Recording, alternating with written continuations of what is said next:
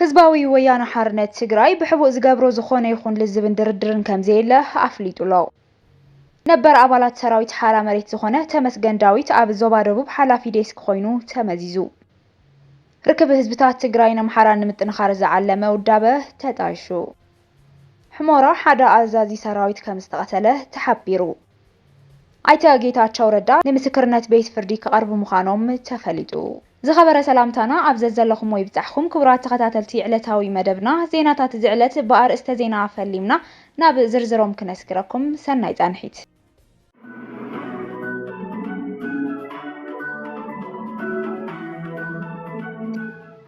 ብቐዳምነት ሕወሓት ምስ ብልጽግና ብሕቡእ ዘተ የካይደሎ ዝብል ፕሮፓጋንዳ ሕሶት ክብል ነጽይዎሎ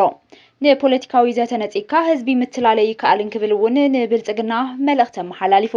ህዝቢ ትግራይ ኮነ መሪሕ ወደብ ሕወሓት ካብ መትከላዊ እምነቶም ብምብጋስ ንሰላማዊ መፍትሒ ቀዳምነት ብምሃብ ፖለቲካዊ ዘተ ክጅመርን ኩሎም ኣፈላላያት ብድርድር ክፍትሑ ክምሕፀኑ ጸኒሖም እዮም ዝበለ ሕወሓት ኣብ ዘውፅኦ ሰሙናዊ መልእኽቲ መንግስቲ ኢትዮጵያ ድማ ብኣንጻሩ ንኩሎም ኣማራጽታት ሰላም ዓጽዩ ንኻሊእ ዙር ደማዊ ኩናት ኣብ ምህንዳድ ይርከብ ክብል ከሲሱ ነቲ ህዝቢ ትግራይን ሕወሓትን ከቕርብዎ ዝጸንሑ ተደጋጋሚ ጣውዒት ብምንጻግ ኣብ ልዕሊ ትግራይ ዳግም ክባ ኣዊጁ ኣጋር ሰራዊት መካናይዝድ ፍሉይ ልኡኽ ኢሉ ዝወደቦም ኣሃዱታት ተኽቲቱ ካብ ምዕራብ ትግራይ ካብ ምዕራብ ትግራይ ዓሪዱ ይርከብ ክብል ድማ ገሊጹ ካብ ዝሓሊፉ ድማ ናብ ትግራይ ዝለኣኽ መድሓኒት ካልእ ኣረመናዊ ታሪኽ የመዝግበሎ ዝበለ ውድብ ሕወሓት መሃያ ሰራሕተኛ መንግስቲ ብሓፈሻ ድማ በጀት ትግራይ ንኣዋርሕ ብምዕጻው ህዝብና ናብ ዝገደደ ቅልውላው ከኣቱ ዓሊሙ ይሰርሐሎ ኢሉ ብመሰረት ስምምዕ ፕሪቶሪያ ኣገልግሎት ጀሚሮም ዝነበሩ ከም ባንኪ ዝበሉ ትካላት ልምዓት ጥረ ገንዘብ ከይረኽቡ ብምኽልካል ህዝብና ካብ ዝረኸቦ ዝዓቆሮ ገንዘብ ከይጥቀም ብምግባር ካልእ በደል ይፍጽመሎ ክብል ውድብ ሕወሓት ኣብ ሰሙናዊ መልእኽቱ ገሊጹሎ ነዳድን ካልኦት መሰረታዊ ሸቐጣትን ናብ ትግራይ ከይኣቱ ብምግባር ነቲ ብዝኣወጆ ጄኖሳይድ ዘዳኸሙ ቁጠባ ዝያዳ ንምሕቓቕ ይሰርሐሎ ካብ ዝሓሊፉ ድማ ህዝቢ ትግራይ ብዘይ መረበታ ትሪፍካ ንምብታን ዘይሕጋዊ ውሳነታት ይውስነሎ ኣብ ልዕሊ ሰላማዊ ህዝብና ደብዳብ ድሮን ይፍጽም ዝወደቦም ዕጡቓት ተምሪሑ ኣብ ልዕሊ ትግራይ ኩናት ይኸፍተሎ ኢሉ መንግስቲ ኢትዮጵያ ኣብ ከምዚ ዝበሉን ካልኦት ጸረ ህዝቢ ተግባራትን ተጸሚዱ እናሃለወ ህዝቢ ንምትላልን ምጭብርባርን ግን ምስ ውድብ ሕወሓት ሕቡእ ድርድር ይካየድ ከም ዘሎ ብምምሳል ብዕሱባት ሰራዊት ማሕበራዊ ሚድዮን ካልኦት ሚድያታቱ ነቢሉ ናይ ሕሶት ወረ ኣብ ምንሳሕ ይርከብ ክብል እውን ገሊጹ ኣብዚ ሰሙን ናይ ሕዳር 2017 ዓ.ም ዝነበረ መድረኽ ብምጥቃም መራሕቲ ትግራይ ምስ መንግስቲ ፌደራል ተዛትዮም ጽምዶ ንኸቋርጹ ተስማዕሚዖም ሰራዊት ምክልኻል ሃገር ናብ ደቡብ ኤርትራ ንኽሓልፍ ፈቒዶምሉ ወዘተ ብምባል ሰራዊት ሚድያ እቲ ስርዓት ክነዝሕ ተራእዩ ቅድሚ እውን ፕሬዝደንት ታደሰ ወረደ ሰራዊት ፌደራል እዚ ሰሜን ናብ ዝነበረው ካምፕታት ንክኣቱ ተስማዕሚዖም ዝብል ኣጀንዳ ፈጢሮም ሰብዓውዓው ንክብል ከም ዝገበርዎ ዝዝከር እዩ ህዝቢ ትግራይ ይኹን ሕወሓት ኣብ ዝኾነ ይኹን እዋን ኩነታትን ንሰላምን ዝርርብን ቁርባት ምዃኖም ብዕልና ገለጹ ጸኒሖም እዮም ሕዚ እውን መትከላዊ እምነቶም ሰላም እዩ ብሰላም ዝመጽእ ድማ ብሓቀኛ ተበግሶን ተግባርን እምበር መታለል ኣጀንዳ ብምዛሕ ኣይኮነን ኢሉ መንግስቲ ኢትዮጵያ ኣብ ትግራይ ኮነ ካብ ትግራይ ወጻኢ ዘለዉ ፖለቲካዊ ሕቶታት ህዝቢ ብሓይሊ ንምጭፍላ ንምንብርካኽን ከም ዘይከኣለ ፈሊጡ ናብ ሓቀኛ ፖለቲካዊ ዘተ ከኣቱ ይግባእ ዝበለ ሕወሓት መንግስቲ ኢትዮጵያ ሕዚ እውን ሕገ መንግስታዊ ሉዓላዊ መሬት ትግራይ ወሪሮም ዝሓዙ ዕጡቓት ክወጹ ኣብ ትሕቲ ወረርቲ ዘለዉ ህዝብና ሓራ ክወጽእ ዝተመዛበሉን ዝተሰደዱን ወገናትና ውሕስንኦም እትሓልዩ ናብ መረበቶም ክምለሱ ኣብ ትግራይ ዝተኣወጀ ዕፅዋ ብምልዓል ብሓፈሻ ድማ ንኻሊእ ዙር ደማዊ ኩናት ዝድሰቕ ዘሎ ነጋሪት ኩናት ጠጠው ኣቢሉ ናብ ሓቀኛ ፖለቲካዊ ዘተ ከኣቱ ይግባእ ብምባል ኣተሓሳሲቡ ካብ ዝሓሊፉ በብመዓልቱ ዝለዋወጥ ናይ ምትላል ኣጀንዳ ጸሚድካ ህዝቢ ትግራይ ንምጽናት ዝግበር ምንቅስቓስ ብጽንዓት ከም ዝቃለሶ ክፍለጥ ይግባእ ኢሉሎ ሕወሓት መንግስቲ ፌደራል ኣብ ልዕሊ ትግራይ ዳግም ወራር ንምፍጻም ይህንደድ ከም ዘሎ ብተደጋጋሚ እንትገልጽ በኣንጻሩ መንግስቲ ፌደራል ድማ ሕወሓት ንኩናት ይዳለሎ እንትብል ይስማዕ ብፍላይ ኣብዚ ሰሙን ቀዳማይ ሚኒስትር ኣብይ ኣሕመድ ብቋንቋ ትግርኛ ዝሃብዎ ቃለ መሕትት ስዒቡ ድማ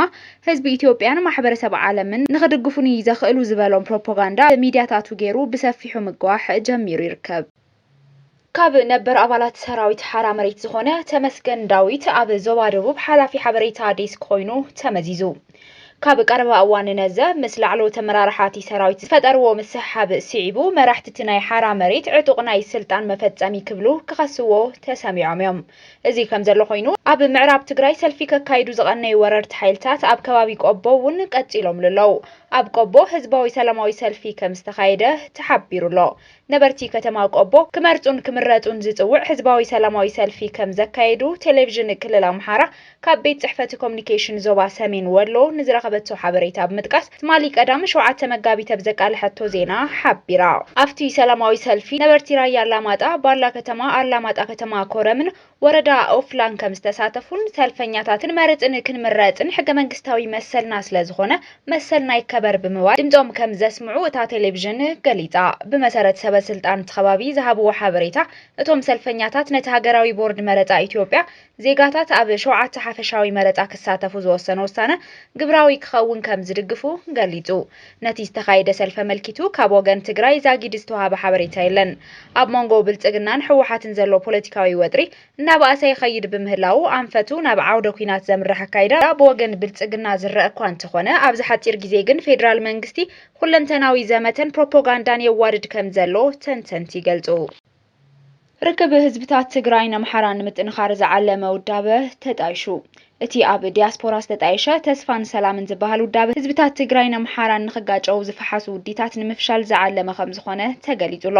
እቲ ተስፋ ንሰላም ዝተባሃለ ውዳበ ዲያስፖራ ኣብ ዘውፅኦ መግለጺ ንዝሓለፉ 5 ዓመታት ኣብ መንጎ ህዝብታት ትግራይ ኣምሓራን ሰላማዊ ዝምድና ንምጥንኻር ዝተፈላለዩ ጻዕርታት እናገበረ ምጽንሑ ዝሓበረ ኮይኑ ነቲ ውዳበ ንምጥያሽ ቀንዲ ምኽንያት ድማ እዚ ሕዚ ዘሎ ስርዓት ቀዳማይ ሚኒስትር ኣብይ ኣሕመድ ንህዝብታት ኣምሓራን ትግራይን ኣብ ነንሕድሕዶም ጎንፅን ቀጻሊ ግርጭትን ብምእታው ስልጣኑ ንምጥንኻርን ንምንዋሕን ኣብ ልዕሊ ህዝቢ ውዲት ይኣልም ከም ዘሎ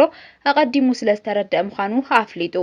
ስርዓት ብልጽግና ንኽልቲኦም ህዝብታት ነንሕድሕዶም ብምክፍፋልን ብምንጻልን ስልጣኑ ንምንዋሕ ዝጥቀመሉ ዘሎ ሽርሒ ሕዚ ክሕባእን ክታለልን ኣብ ዘይኽእል ደረጃ ብምብጽሑ ህዝብታት ኣምሓራን ትግራይን ብሰንኪ እቲ ስርዓት ኣብ ልዕሊኦም ዘካይዶ ዘሎ ናይ ብሄር ኩናት ህልንኦም ኣብ ሓደጋ ከም ዝወደቐ በብቕሩብ ይግንዘቡ ምህላዎም ፖለቲካዊ ሓይልታት ኣምሓራን ትግራይን ነቲ ናይ ሓባር ህልውንኦም ኣብ ሓደጋ ዘእተወ ባርባራዊ ስርዓት በበይኖም ብምምካት ህላወ ህዝቦምን ዓዶምን ካብ ጥፍኣት ከድሕኑ ከም ዘይኽእሉ ተገንዚቦም ኣብ መንጎኦም ዘሎ ጽልኢ ሰጊሮም ናብ ስሙር ቃልሲ ንምስጋር ተበግሶ የርእዩ ስለ ዘለው እቲ ውዳበ ምጥያሽ ኣገዳሲ ከም ዝኾነ እውን ሓቢሩ። ኣብ ምዕራብ ትግራይ ሓደ ኣዛዝ እንትቕተል ሰራዊት ምክልኻል ኢትዮጵያ ድማ ካብ ወፍሪ ትግራይ ናብ ወፍሪ ኣምሓራ ሃንደበታዊ ውሳነ ወሲኑሎ። ብሓይልታት ጥንተት ኣምሓራ ኣዛዝ ፖሊስ ምዕራብ ትግራይ ኮይኑ ተመዚዙ ዝነበረ ኮማንደር ወለላው ተገኝ ብዕለት 27 ለካቲት 2018 ኣቆጻጽራ ገዝ ናብ ጎንደር እንትጓዓዝ ቅድሚ ዓብደራፊዕ ምእታው መንነቶም ዘይተፈልጡ ዕጡቓት ናይ ቃጣ መጥቃዕቲ ተቐቲሉ።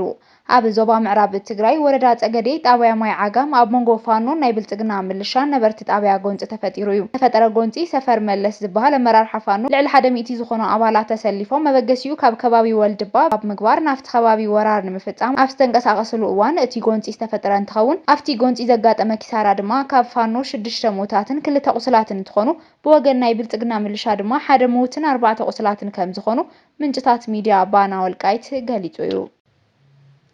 ኣይተ ጌታቸው ረዳ ንምስክርነት ቤት ፍርዲ ክቐርቡ ምዃኖም ተፈሊጡ። ኣይተ ጌታቸው ረዳ ንሕወሓት ብገንዘብ ይድግፉ ነይሮም ተባሂሎም ዝተኸሰሱ ሓደ በዓል ሃፍቲ ወጻኢ ምስክርነት ንምሃብ ናብ ቤት ፍርዲ ክቐርቡ ከም ዝኾኑ ተገሊጹሎ። ኣብ ኢትዮጵያ ኣብ ሰፊሕ ልምዓት ሕርሻ ዝነጥፉ ዝነበሩ ስዊዘርላንዳዊ በዓል ሃፍቲ ጀሽዋ ጋህሪክ ኣብ እዋን ኩናት ትግራይ ንሕወሓት ብገንዘብ ይሕግዙ ነይሮም ብዝብል ተኸሲሶም ዝነበሩ እንትኾኑ እቲ ክሲ ግና ንኽቋረጽ ተገይሩ ጸኒሑ እዩ። ይኹን እምበር ሕዚ ሚኒስተር ፍትሒ ፋይል ዳግማይ ከፊቱ ምርመራ ከም ዝጀመረ ኣብ ዘወርሒ ዕላዊ ምግባሩ ተሓቢሩሎ።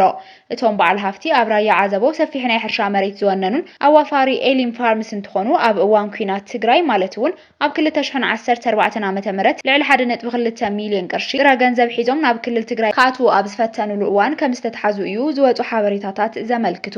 በዚ እውን ሕወሓትን ምድጋፍ ገንዘብ ሒዞም ናብ ትግራይ ካኣትዉ እንትፍትኑ ተታሒዞም ብዝብል ተኣሲሮም ዝነበሩ ኮይኖም ሆነ ኣብ ትግራይ ጥረ ገንዘብ ስለ ዘይነበረ ማያ ሰራሕተኛታቶም ብምኽፋል ናብ ትግራይ ሒዞም ወይ ጓዓዙ ከም ዝነበሩ ብጠበቆም ኣቢሎም ኣብቲ እዋን ንቤት ፍርዲ ኣቕሪቦሞም ብምባሮም ዘዘኻኽር እቲ ሓበሬታ በዚ እውን ሚኒስትር ፍትሒ ጭቡጥ መረዳእታ ክረክብ ብዘይምኽኣሉ ነቲ ክሲ ክቋረጽ ገይርዎ ዝነበረ ኮይኑ ሕዚ ነቲ ክሲ ዳግማይ ከም ዘበገሶን እዮብ ተካልኝ ኣይተ ጌታቸው ረዳ ፕሮፌሰር ክንደያ ገብረ ህይወት ድማ መሰኻኽር ክኾኑ ከም ዝተጸውዑ እዩ ተሓቢሩ ዘሎ። ክሳብ ሕዚ እቲ ገንዘብ ንክወሃብ ንምድጋፍ ዝተገበረ ጻዕሪ ምንባሩ ዘረጋግጥ ጭቡጥ መረዳእታ ከይተረኸበ ዝጸንሐ ኮይኑ ንጌታቸው ረዳ ኣብዚ ጉዳይ እወ ዝብል ምስክርነት እንተሂቦም ግና ካልእ ክሕደት ከመዝግቡ ከም ዝኽእሉን እቶም በዓል ሃፍቲ ድማ ክሳብ 3 ዓመት ማእሰርቲ ክፍረዶም ከም ዝኽእልን እዩ እናተገለጸ ዝርከብ። ክቡራን ቤተሰብ መቃልሕ ቲቪ ነዚ ሰዓት ዝተዋደዱ ሓፀርትን እዋናውን ዜናታት አቅሪብና ከንቢትና ኣለና። ስለተከታተሉና ነመስግን። ሰላም